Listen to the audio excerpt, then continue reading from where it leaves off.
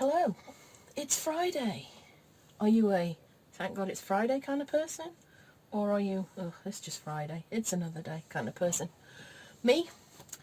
Doesn't make any difference to me. I work from home. All my days just are the same, really. They are just what I make them. So weekends don't really mean anything to me, apart from on a Sunday the shops are shut. Other than that, not really concerned. So today I have a new baby deck. These are new to me, completely new to me. Been drawn to them for a while. This is the Gaian Tarot. And like I said, I was drawn to it for a while, so I thought I would treat myself just before Christmas. You are privy to my very first actual reading with this deck. And you're going to have to bear with me because I'm not familiar with this deck, and it can take a little while sometimes to attune, shall we say. It's like the Spirit Song Tarot. It was immediate. The connection I have with that deck is phenomenal. But sometimes it takes me a little bit to kind of connect with the deck. And so just bear with me while I work out what I like and don't like about this one, or if it connects with me or if it doesn't. The one thing I would say is I'm a terrible shuffler. I'm not shuffling on camera for the simple reason you would just laugh. Honestly, I am a terrible shuffler. But the problem is I also have quite small hands, and shuffling these cards is really difficult. So I'm not actually overly thrilled with the size of them. They're very beautiful. I mean, look at this. I don't know if you can see.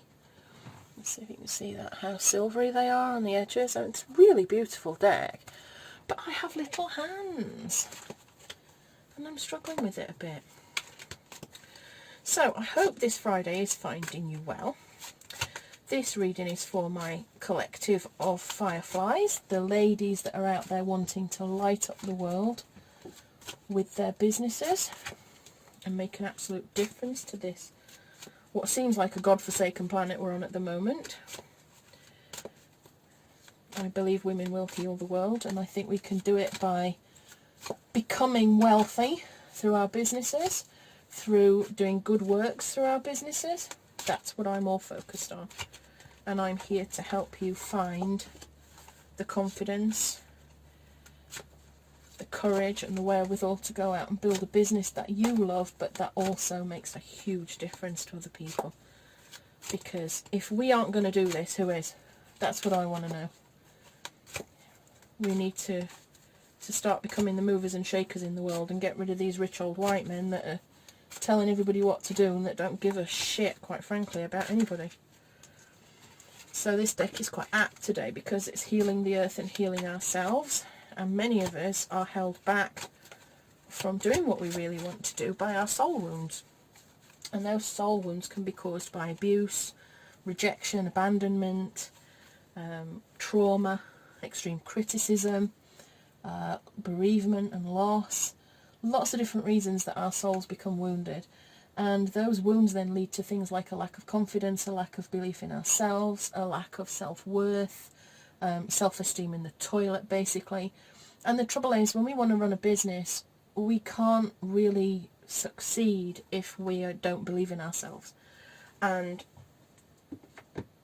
that is what I'm trying to give you here with my work. I can help you heal those soul wounds so that you can have the confidence and the courage and the ability to go forward, to be totally fearless about your business. And, you know, just like an old white man is. Do you honestly think some of these old white men worry about the things that we worry about? Because I promise you they don't. They don't give a rat's ass, as Stone Cold Steve Austin would say. So we've got the Five of Fire, 13, the Death card, and the Child of Water. Don't panic, please don't panic. The Death card does not mean somebody's going to die. It does not mean something terrible. It just means the end of something. And usually that end brings about some sort of change or transformation, and it's not always negative. Please understand that. So we've got the Five of Fire. Okay, interesting. We have the Five of Fire. Fire, this is passion, energy, drive, It's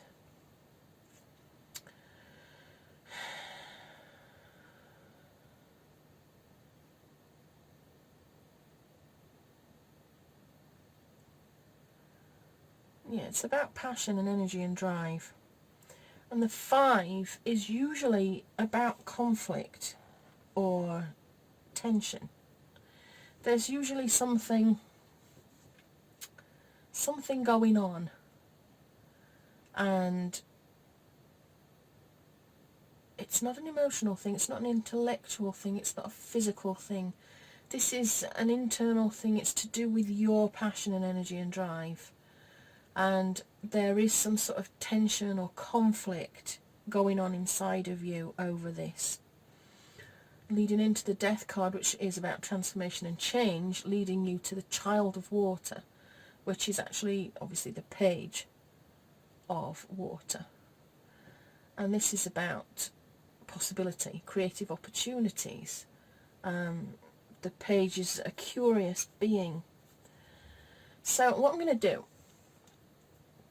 is I'm going to have a little look at what the book says, because it might shed a little bit more light on some of these cards. So let's see what the 5 of Fire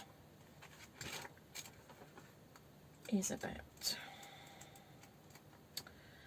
The 5 of Fire. Ooh. You are playing a dangerous game. You like being the centre of attention and are tempted to dominate those around you. You may be venting your rage by letting it all out and not caring who might get burned. You may be acting like a hothead, short-tempered and easily set off, or you may enjoy testing yourself by playing with fire. Rage and anger are often masks for what we fear, represented by the frightening faces in the smoke. Yeah, I can't really, there's kind of faces in there. They're a little bit terrifying. We can let the circumstances of our lives harden us so that we become increasingly resentful and afraid, says the Dalai Lama, or we can let them soften us and make us kinder. We always have a choice. Your affirmation is, I courageously face my fears. Okay. So is this you? Does this actually resonate with you? Is that what you're doing? Are you afraid? Are you, masking your fear by stomping round, causing problems? Are you the sort of person that plays with fire, that tempts fate, that, likes a little bit of risk and a little bit of danger? Be careful. Be careful there.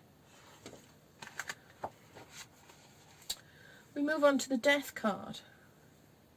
Something in your life is dying, while something else is nearing its time to be born. Take the time that you need to recognize that this is a natural process, a part of the great cycle of all life. Grieve if you need to for that which is ending, whether it is a cherished dream, a relationship, or a belief system. Don't rush the process or deny all your turbulent feelings. Whether a literal death or the ending of a chapter in your life, death isn't pretty and it can hurt. It's painful. Whatever dies is gone, and it will never return again in the same form. But just as the dark moon gives way to the new, and winter gives way to spring, rebirth will surely follow death. Releasing that which no longer serves your best interests clears the space for new beginnings and an upsurge of vitality. When you are ready to let go of grief, you will find yourself emptied out and clean, and ready for the next stage of your journey. Okay. I'm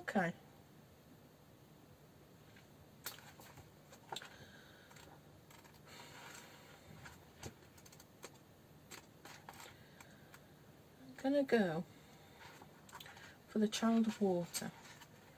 And then I'm going to take a minute and see what messages are coming through. The Child of Water is tender-hearted and dreamy and has a rich imaginary life. She may be attracted to a new spiritual path or philosophy, or drawn to a new art medium. She may be experiencing love for the first time. She needs to embrace her emotions, dreams and imagination and let her heart be filled. Imagine a life filled with love, art and spirituality. Well, I might need to take a second. I was going to breathe for a minute and see what messages from Spirit came. And the word that just jumped straight into my head there was transformation. A complete and utter transformation. You've got this 5 of fire, which is about conflict. It's about creating tensions. It's about setting things on fire, burning things that held down. It's about maybe even burning others by being hot-headed and a little bit stupid. And underneath all that, it's probably based on fear. This isn't necessarily based on a positive. It's not positive. Let's put it that way. It's not a positive feeling that is creating this. This is a mess of fire and heat and passion and annoyance. But it leads us straight into the Death card, which is about endings. Ending whatever this is.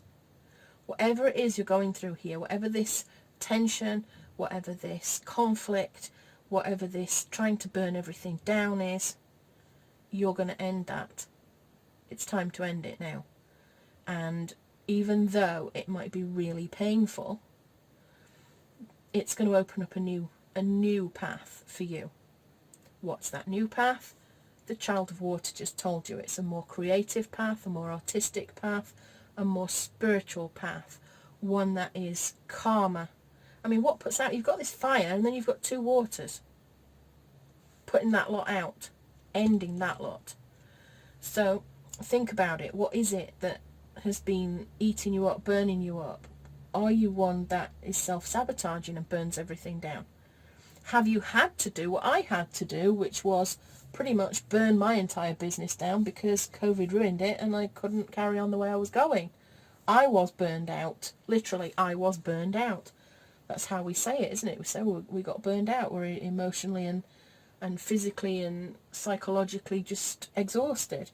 And we call that burnout. That's what's going to happen here. Whatever it is, it's time to end it, even though it's hard. It was hard for me to end my business, but I ended my business, and guess what? I've now come out of it with a more creative, definitely more spiritual, a new kind of business, completely new kind of business. And this is what you could be doing. This is the message for you today. Let go of all this. This is ending. It's not going to stay. It's going to end. And you're going to move forward to this. This is where you need to be looking. Something way more peaceful, way more calm, way more gentle, way more spiritual, way more creative and beautiful. So that actually makes sense to me now. When it first came out, I was a little bit like, oh, what do we got here? But yeah, I like this reading. Now it's positive. It starts off with a bit of turmoil and it ends with peaceful, calm, childlike curiosity and creativity. So as per usual, what I'm going to do to finish this reading, do you like this deck? Can you let me know if you like this deck or not? I kind of like it so far, but I think I need to keep going with it a little bit. And it takes more than one short reading to connect sometimes with these cards, but I feel better now I've done it. So I'm going to pick a spirit animal for you today.